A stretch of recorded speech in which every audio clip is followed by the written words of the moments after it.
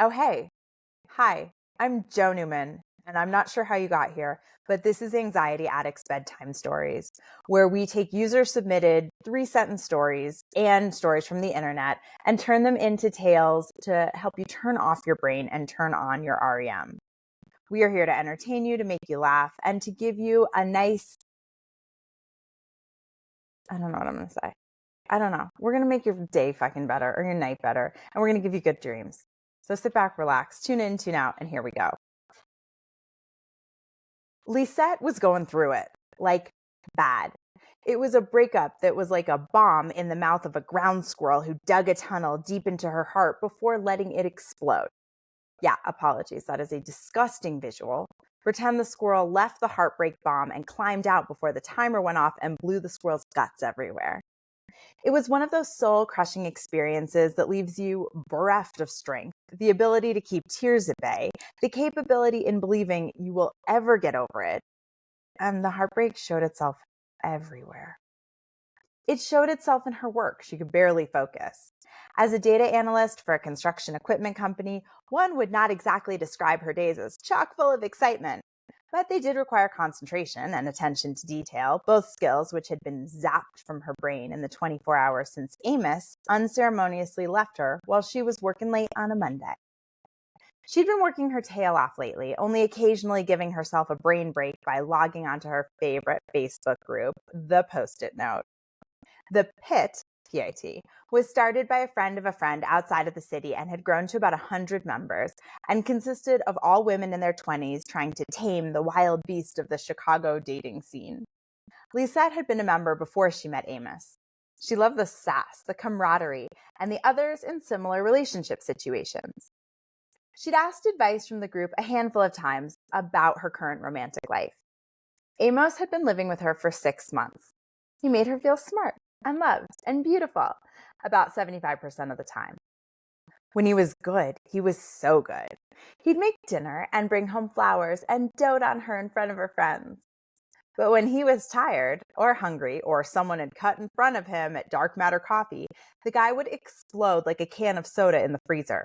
And for the life of her, Lisette couldn't decide which one of the Amoses she lived with was the real Amos. Even with all of her expertise, this was a challenging set of data for her to analyze. While sitting in front of her double monitor at 8 o'clock that night and missing a new Judge Judy episode, Lisette had explicitly wondered, out loud, because the office was empty, what could be worse than having to work this late on a Monday? She would learn an hour and a half later after getting home. The answer was getting dumped. Your boyfriend moving out all of his stuff and leaving you with a handwritten letter that explained absolutely nothing. As Lisette sat on the gray-paneled faux wood floor of her kitchen, where she had melted into a puddle of devastation after picking up the yellow legal pad with Amos's State of Their Union, she cried out loud yet again. What could be worse than getting dumped on a Monday while you're working late? And this is when she learned 2 facts of life. 1, don't ever say that sentence out loud. There's no good answer. 2, this is when she noticed that she hadn't seen Manners, her fluffy orange rescue cat, since she got home and became intimately acquainted with her kitchen flooring. Manners! She screamed like an old Victorian society lady whose child picked up the wrong fork. The apartment was silent for less than a second. The round white speaker that Amos had forgotten to steal spoke back almost immediately. I'm sorry, I didn't quite catch that. Did you mean table etiquette? Fuck you, Alexa! Lisette ripped the device out of the wall and threw it in the recycling bin with no confidence that that's where it belonged. She'd always hated that thing. It wasn't just that she was minorly paranoid and didn't want Amazon listening. It was the quiet but nagging feeling that Amos wanted somebody else around, that Lisette wasn't quite enough for him. It wasn't like she was jealous of Alexa. That would be insane. But that's how Amos could make her feel 25% of the time, like a nutball envious of a well-programmed plastic speaker. Manners! Manners! She cried, now that the futuristic gadget was no longer spying on her. This time, she was met with silence. Not a meow or a purr or a hairball to step in. After an entire hour of searching a 600 square foot apartment, Lisette was hit with the reality of her reality. Not only had she been forced to work late, fixing her coworker's mistake, but she had been dumped by the best-looking guy she'd ever dated, and he'd fucking stolen her cat. And Manners, of course, wasn't just a cat. He was her evening foot warmer, her fellow Real Housewives fan, her secret keeper, her fluffy friend, her goofy gooferson. He had a lot of nicknames. The heartbreak was momentarily replaced with defiant indignation. That was not Amos's cat. There was no question about who Manners really belonged to. If the two of them went in front of Judge Judy, Amos wouldn't have a case. Not even close. Lisette was the one who wanted a cat in the first place, who had followed the local adoption center on Instagram, had seen the little orange litter, contacted the office, arranged a meeting, and even allowed one of their volunteers to come in and evaluate her apartment. Lisette had filled out the lengthy paperwork, paid the adoption fee, and purchased all of the matching feline-necessitated accessories at HomeGoods, including an intricate cat jungle gym. Fine. Amos had put together the jungle gym, but he'd had 4 beers and lost one of the pages of directions during the assembly process. This meant that every time poor Manners climbed up to the top rung of the kiddie play structure, his weight caused the platform to flop to one side. He never remembered and fell on his cat ass multiple times a day, disproving the theory that his kind always landed on their feet. Judy would have had a field day with that one. Lisette's sobs were momentarily paused while she considered taking Amos to the court TV show. But she knew she couldn't. She was missing something. And not just Manners. She was missing proof. She had been watching Judge Judy since her mom went back to work full-time and her elderly neighbor, Mrs. Hoppin, babysat her after school. She knew the drill. She felt like she knew the law. In fact, she briefly considered law school solely based on her love for the daytime sharp-tongued judge, but quickly realized that her conflict-avoidant personality probably wouldn't be the best fit for that line of work. Still, she was angry. She called Amos. It went to voicemail after 3 rings. She texted, "How could you do this to me?" There was no answer. A thought ripped through her stomach as if she were being stabbed. Who is it? There has to be someone else. His letter of romantic resignation was a single paragraph. He'd written that he felt like he was holding Lisette back. He wanted more for her. And then there was the last line. "I'm just not ready for someone who's ready." Fuck. It was clear, even to heartbroken Lisette, that this was a steaming pile of horse shit.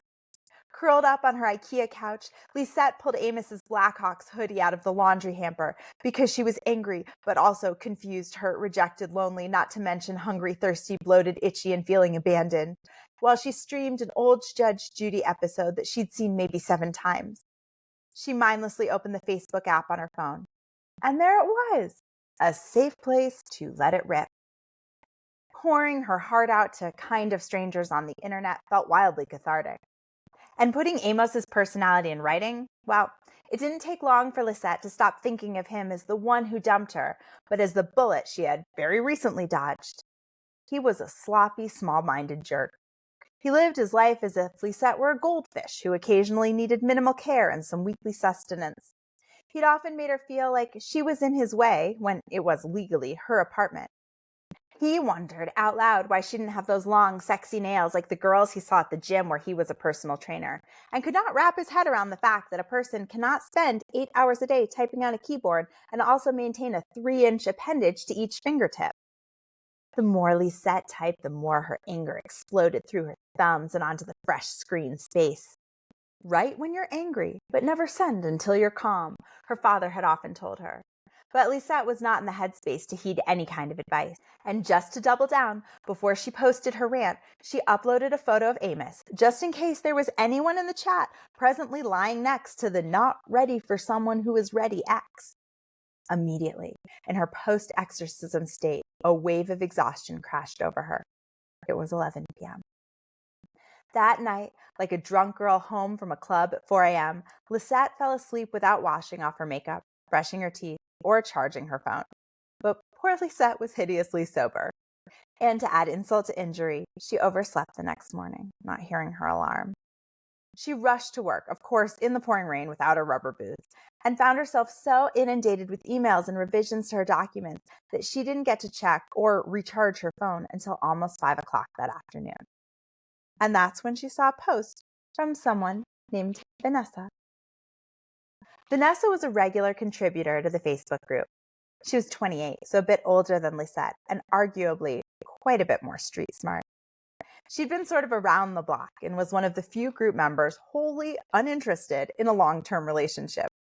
She was completing her medical residency by, according to her profile, always going beyond what is asked of me, and thought men were more of a liability than anything else. However, she did like some company a few times a month and always posted detailed reviews of her conquests. So maybe it should not have been a surprise to Lisette that Vanessa knew Amos. But she was so emotionally drained that, well, it was. "Girl," wrote Vanessa under the dozens of other comments about Amos's unceremonious dumping, "I know him. I'll hit him up, get myself invited over, and see if he has the cat." The post got 88 likes, which, at that point in time, was the gross majority of the group's members. Lisette shook her head. Along with Manners, Amos had also stolen all of Lisette's hope. She was exhausted, irritable, and not thinking straight. If she had been, she would have taken a closer look at Vanessa's profile pic. Then she would have realized that there were very few straight men in their 20s in the city of Chicago that would have turned down Vanessa. So when the week finally dragged itself to the end, Lisette wasn't surprised that she hadn't gotten any news. She worked late every night. There were endless problems with the latest analysis as the construction company was undergoing some major changes, and it seemed like management was being impossible at respecting her numbers. On top of the work stress, there was nothing waiting for her at home. No food in the fridge, no boyfriend in bed, and most painfully of all, no fuzzy orange cat waiting to greet her at the door. It was almost too much for Lisette to bear. That Friday, she ignored the group texts hashing out weekend plans. The idea of going out and being social was wholly unappealing. She put her phone on silent, determined to get her work done so she could commit to rotting on her couch all weekend. It wasn't until she finally got home at 7 p.m., when the sky was pitch black, the city buzzing with people looking, having, or about to have a good time, when she pulled out the Blackhawks hoodie. Yes, she knows, but she couldn't help herself. Plopped in front of the TV and opened up Facebook. There was nothing. She turned on her DVR and watched 4 hours of Judge Judy reruns, falling asleep on the stiffly made sofa. But she never turned her notifications back on. If she had, she would have woken up before 11 a.m. the next day. Because when Lisette did pry herself up off the couch late that Saturday morning, it took her quite a bit of time to make herself a coffee and oatmeal and then actually check her phone. Maybe it was good that her device had been on silent. There were 652 notifications. "Oh my God, what?" Lisette shrieked to absolutely no one, not even Alexa, who was still sitting in the recycling bin. In the 12 hours that our heroine had been asleep, here's what happened. Vanessa did, in fact, meet up with Amos for drinks. She got herself invited back to his apartment, took a minor detour by having sex with him for an hour. Remember, if you can ignore all the red flags, Amos was a very, very good-looking dude. And while he was deeply asleep after the romp in the hay, Vanessa had trolled around his apartment and found the cat. "Manners!" Lisette cried out loud, surprising even herself. Vanessa had taken a picture of the kitty crouched on top of Amos's refrigerator. This was proof. This was Judge Judy certifiable proof. Amos had stolen her cat. Lisette's heart swelled before it dropped down the tunnel that led to her stomach that the ground squirrel had carved out when she first got dumped. Now what? What was she going to do? Was she going to camp outside of his door on the sidewalk demanding that he let her in to get her cat? That would be miserable. He might not do it. Was she supposed to muscle past a 180-pound grown man? And oh my God, how deeply humiliating. Lisette scrolled through the comments. Apparently, with the news of the cat caper, the group had exploded overnight. The 100 or so original members now numbered over 1,000, and everyone was cheering for Lisette and Vanessa. Comment after comment lifted Lisette's spirits incrementally until she found herself with a heart full when she got to the bottom of the page. And that's when she saw the photo, and her heart had no idea what to do. It was a selfie taken in front of the dry cleaners, the one right next door to Amos's apartment. It was time-stamped at 6:12 a.m. Vanessa was smiling, her makeup a bit smudged, her hair showing a girl who had recently had a very good time. And underneath her left armpit was a canvas Trader Joe's shopping bag that Lisette also recognized as being hers, with, you guessed it, Manners' head sticking out. The caption read, "Got him, girl. Where do you want to meet?" What the?